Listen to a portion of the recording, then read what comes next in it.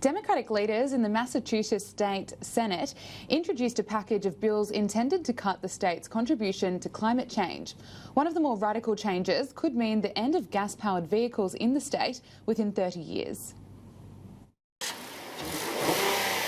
Revving up the effort to combat climate change in Massachusetts, and that could mean the end of gas-powered vehicles in 30 years. In Massachusetts and really throughout the country, we all need to be in electric vehicles by 2050. That's 30 years to take all our emissions and get them down to the point where we're not contributing to the problem. A Senate bill is moving forward that outlines several policies to reach a goal of net zero carbon emissions in 30 years, a target Governor Baker supported in his State of the State address this week. And I get that this is going to be hard, but together I believe we have a real opportunity and, more importantly, a responsibility to achieve significant reductions in transportation emissions. But in addition to vehicle emissions, the Senate bill proposes to drastically change how homes and buildings in Massachusetts are heated.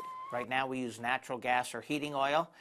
Most of that in the next 30 years has to go away. Instead, turning to solar and wind energy. If you start to electrify everyone's home, we know that that's going to be very costly. Michael FERRANTE represents hundreds of heating oil companies in Massachusetts who support the net zero goal, but question whether consumers can afford the proposed changes. We would prefer, in our view, to clean up our own fuel with a renewable product like biodiesel, which is made from a renewable source, and draw down carbon that way.